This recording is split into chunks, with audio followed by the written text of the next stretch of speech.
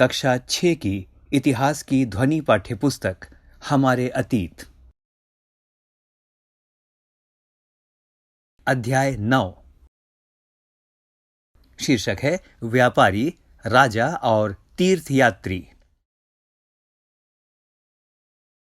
पृष्ठ संख्या 91। बाजार में घूमती जगिनी।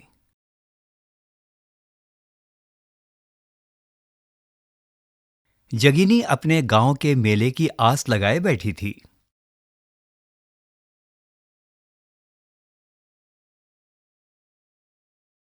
स्टील के चमकदार बर्तन,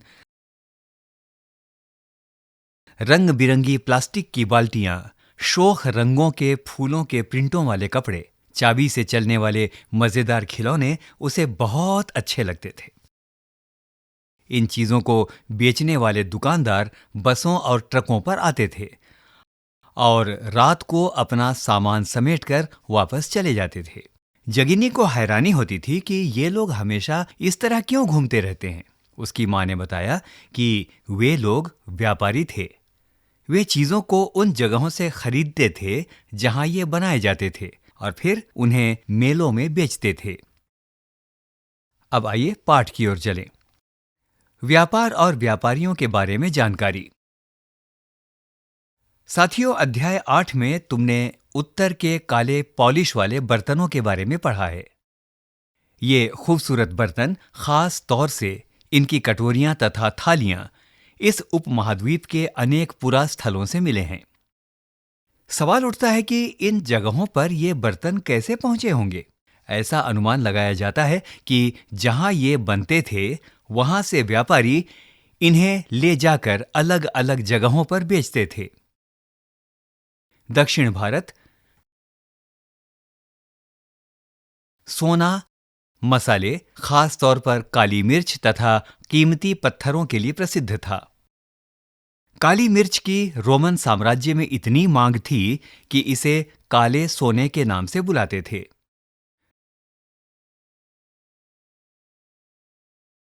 व्यापारी इन सामानों को समुद्री जहाजों और सड़कों के रास्ते रोम पहुंचाते थे।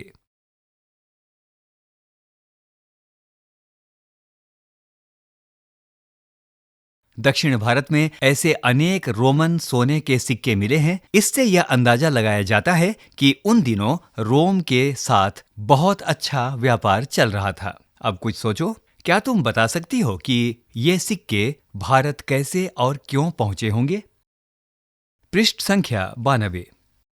हमारे सामने एक बॉक्स है और इस बॉक्स का शीर्षक है व्यापार से जुड़ी एक कविता।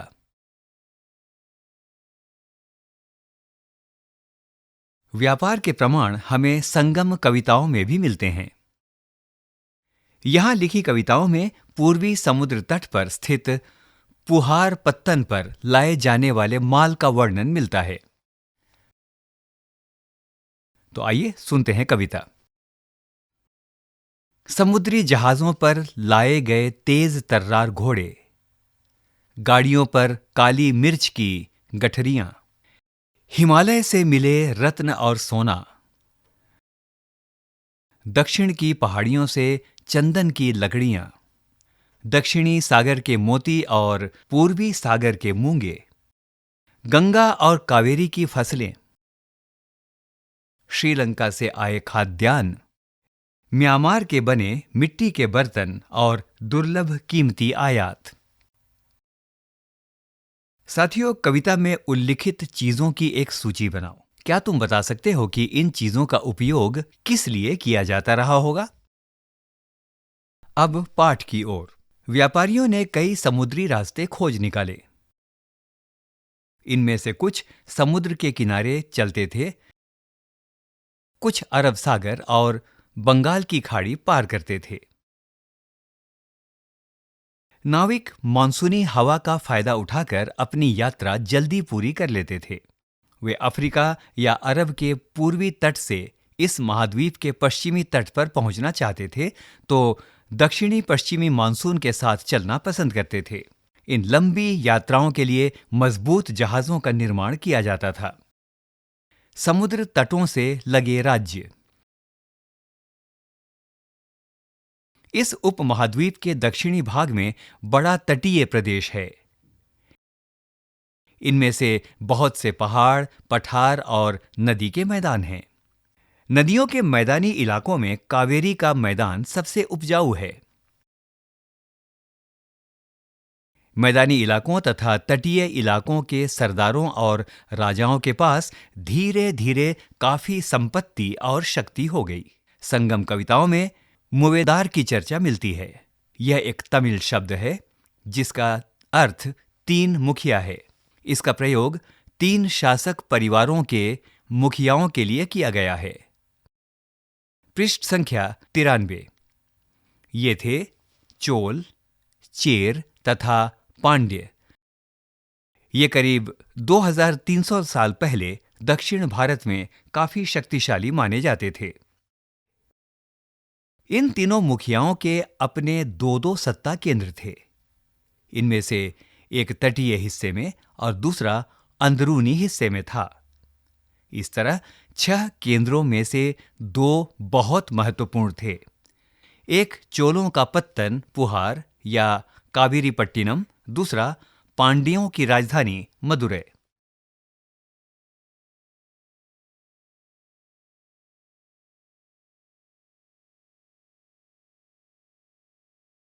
ये मुखिया लोगों से नियमित कर के बजाय उपहारों की मांग करते थे। कभी-कभी ये सैनिक अभियानों पर भी निकल पड़ते थे और आसपास के इलाकों से शुल्क वसूल कर लाते थे। इनमें से कुछ धन वे अपने पास रख लेते थे, बाकी अपने समर्थकों, नाते रिश्तेदारों, सिपाहियों तथा कवियों के बीच बांट देते थे। अनेक संगम कवियों ने उन मुखियाओं की प्रशंसा में कविताएं लिखी हैं, जो उन्हें कीमती जवाहरात, सोने, घोड़े, हाथी, रथ या सुंदर कपड़े दिया करते थे। इसके लगभग 200 वर्षों के बाद पश्चिम भारत में सातवाहन नामक राजवंश का प्रभाव बढ़ गया। सातवाहनों का सबसे प्रमुख राजा गौतमी पुत्र श्री सातकर्णी था। उसके बारे में हमें उसकी मां गौतमी बलश्री द्वारा दान किए गए एक अभिलेख से पता चलता है। वह और अन्य सभी सातवाहन शासक दक्षिणापथ के स्वामी कहे जाते थे। दक्षिणापथ का शाब्दिक अर्थ दक्षिण की ओर जाने वाला मार्ग होता है। पूरे दक्षिणी क्षेत्र के लिए भी यही नाम प्रचलित था। श्री सातकर्णी ने पूर्वी, पश्चिमी तथा दक्षिणी तटों पर अपनी सेनाएं भेजी।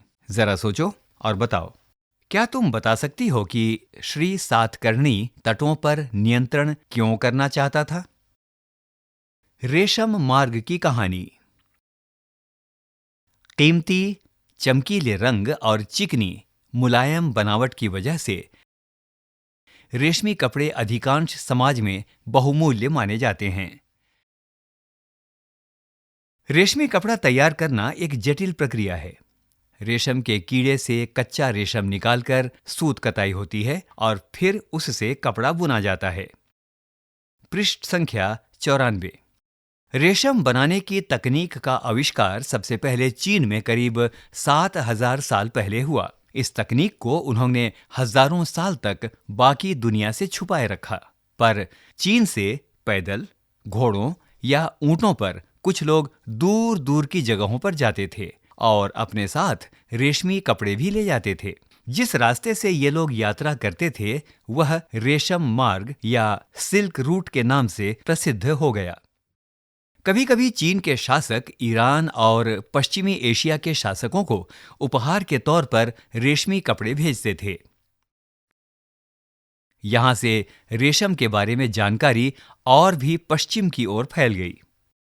करीब 2000 साल पहले रोम के शासकों और धनी लोगों के बीच रेशमी कपड़े पहनना एक फैशन बन गया था। इसकी कीमत बहुत ही ज्यादा होती थी, क्योंकि चीन से इसे लाने में दुर्गम पहाड़ी और रेगिस्तानी रास्तों से होकर जाना पड़ता था। यही नहीं, रास्ते के आसपास रहने वाले लोग व्यापारियों से यात्रा शुल्क भी मांगते थे।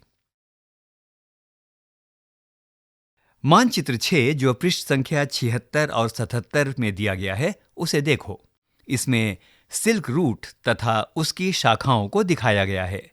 कुछ शासक इसके बड़े बड़े हिस्सों पर अपना नियंत्रण करना चाहते थे, क्योंकि इस रास्ते पर यात्रा कर रहे व्यापारियों से उन्हें कर, शुल्क तथा तोहफों के जरिए लाभ मिलता था।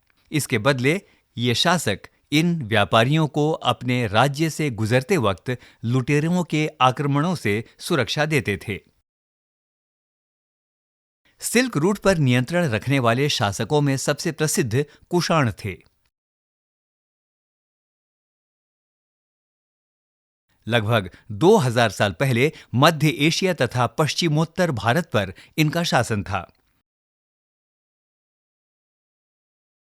पेशावर और मथुरा इसके दो मुख्य शक्तिशाली केंद्र थे। तक्षशिला भी इनके ही राज्य का हिस्सा था। इनके शासनकाल में ही सिल्क रूट की एक शाखा मध्य एशिया से होकर सिंधु नदी के मुहाने के पत्तनों तक जाती थी। फिर यहां से जहाजों द्वारा रेशम पश्चिम की ओर रोमन साम्राज्य तक पहुंचता था। इस महाद्वीप में सबसे पहले सोने के सिक्के जारी करने वाले शासकों में कुषाण थे। सिल्क रूट पर यात्रा करने वाले व्यापारी इनका उपयोग किया करते थे। जरा सोचो और उत्तर दो। सिल्क रूट पर गाड़ियों का उपयोग क्यों कठिन होता होगा? चीन से समुद्र के रास्ते भी रेशम का निर्यात होता था।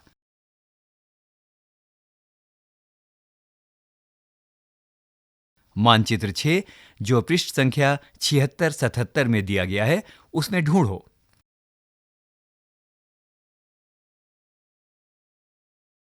समुद्र के रास्ते रेशम भेजने में क्या सुविधाएं और क्या समस्याएं आती होंगी?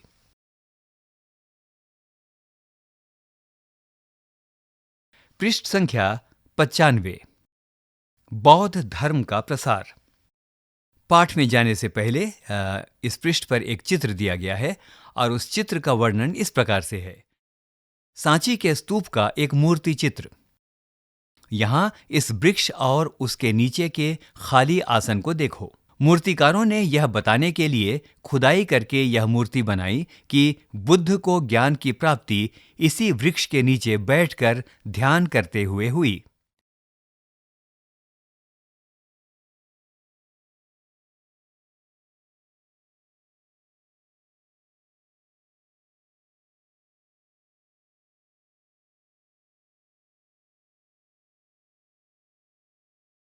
बौद्ध धर्म का प्रसार।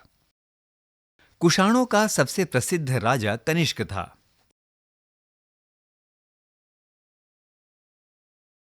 उसने करीब 1900 साल पहले शासन किया। उसने एक बौद्ध परिषद का गठन किया।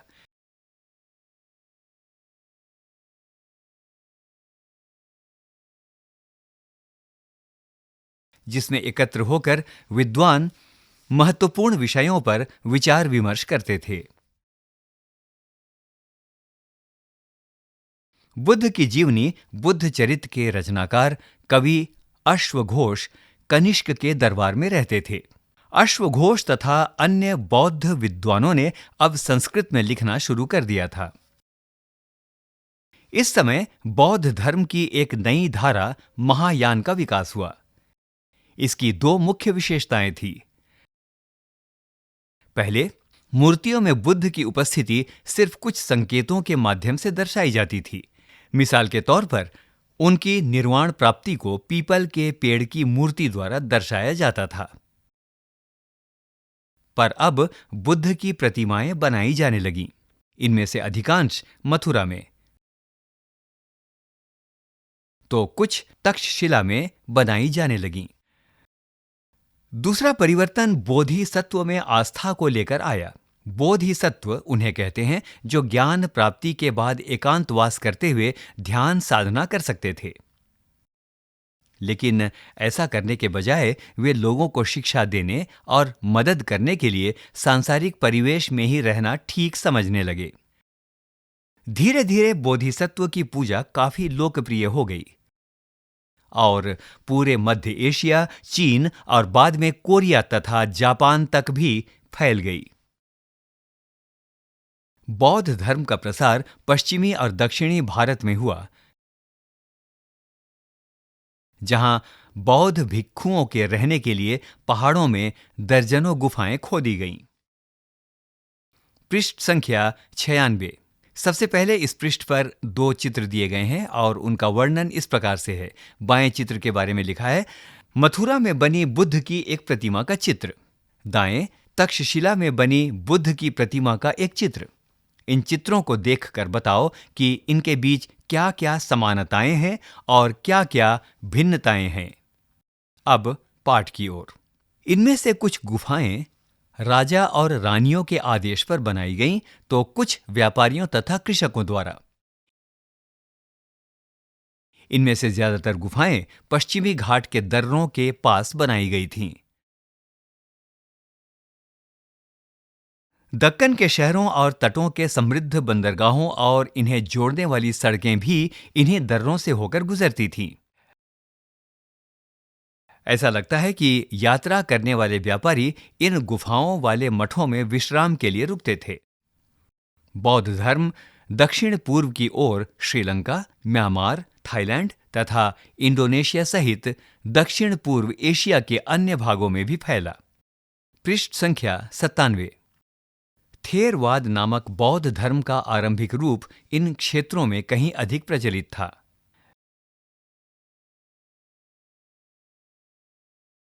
पृष्ठ संख्या 100 को एक बार फिर से पढ़ो। क्या तुम बता सकती हो कि बौद्ध धर्म इन इलाकों में कैसे फैला होगा? इस पृष्ठ पर एक चित्र दिया गया है और इस चित्र का शीर्षक है कार्ले की गुफा, महाराष्ट्र, तीर्थयात्रियों की जिज्ञासा। नीचे एक बॉक्स है जिसमें बताया गया है कि तीर्थयात्री कौन होते थे। तीर्थयात्री वे स्त्री पुरुष होते हैं जो प्रार्थना के लिए पवित्र स्थानों की यात्रा किया करते हैं। व्यापारी काफिलों में तथा जहाजों पर दूर दूर जाया करते थे। बहुत से तीर्थयात्री भी उनके साथ यात्रा पर निकल पड़ते थे। इसी तरह भारत की यात्रा पर आया चीनी बौद्ध तीर्थयात्री फा शियन काफी प्रसिद्ध है। वह करीब 1600 साल पहले आया। श्वेन-त्सांग 1400 साल पहले भारत आया और उसके बाद 50 साल बाद इत्सिंग आया। वे सब बुद्ध के जीवन से जुड़ी जगहों और प्रसिद्ध मठों को देखने के लिए भारत आए थे,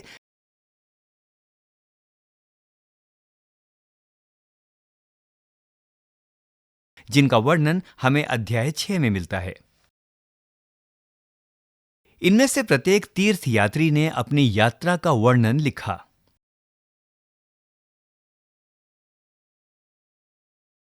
इन्होंने अपनी यात्रा के दौरान आई मुश्किलों के बारे में भी लिखा। इन यात्राओं में कई वर्ष लग जाया करते थे। जिन देशों और मठों को इन्होंने देखा उनके बारे में उन्होंने लिखा और उन किताबों के बारे में भी उन्होंने लिखा जिन्हें वे अपने साथ ले गए थे।